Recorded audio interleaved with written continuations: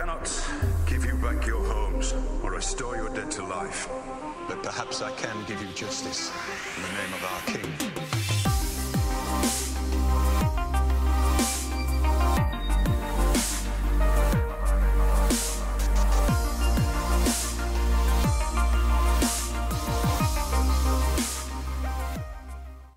If one thing is apparent in the Game of Thrones universe, it is the idea that everything important must be covered in many layers.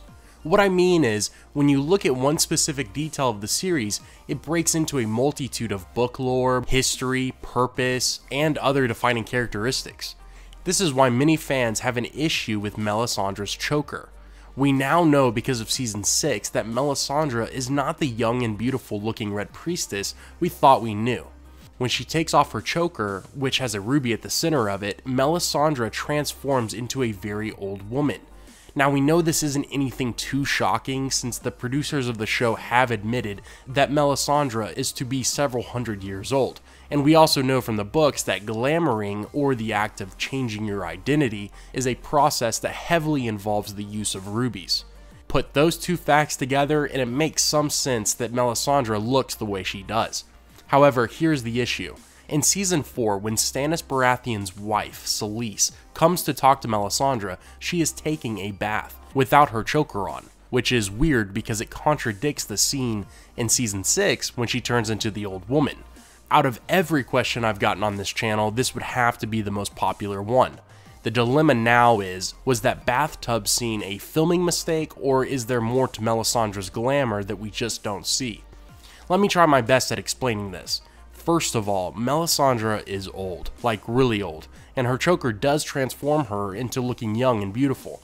Red women all over the world wear similar ruby chokers, implying that they are probably much different when the neck piece comes off. In the bathtub scene, Melisandre is clearly not wearing it, which makes fans believe that it was a mistake from the production. But years later, you can still buy a copy of Season 4, and that scene is still there, meaning the showrunners did not opt out of including the messed up scene after many fans have made aware of this issue. It's because the missing choker was no mistake at all. In fact, the bathtub segment helps support a lot of material in the books. In the novels, Melisandre glamours a major character to look like someone else by putting a ruby on their wrist. I won't go into any details because I don't want to spoil any book plots, but anyways, this proves that rubies do have the ability to glamour even when not on someone's neck. This is great information, but Melisandre is completely naked when she hops out of the bath, so I do not think she is concealing it somewhere else. I think it has to do with her potions. In that scene, Selyse has to grab a vial off the shelf at the request of the Red Woman. Melisandre pours a little bit of it in the water and then sort of groans as if it instantly made her feel better. In the novels, there is mention of a past character named Shira Seastar and her affinity for dark magic. She was said to inherit her abilities from her mother, who is from a poor but ancient Valyrian family. The mother was said to bathe in blood in order to keep her looking young and beautiful, and she was apparently very involved with all kinds of sorcery as well. Oh, and before I forget, many people believe Shira's mother was much older than she looked. This just helps support the idea that Melisandre, along with her many potions, could replicate an anti-aging effect similar to her ruby choker. This is what I believe, but many fans have come up with the theory that Selyse was seeing the real Melisandre during the scene. Their evidence? Her restraint at looking at the Red Woman. When Selyse enters, she basically refuses to look at Melisandre, and then eventually is not able to keep her eyes off of her. My explanation is simple, and you may or may not like it. I believe Selyse felt awkward about staring at a nude Melisandre. This especially after knowing her husband Stannis had already slept with her.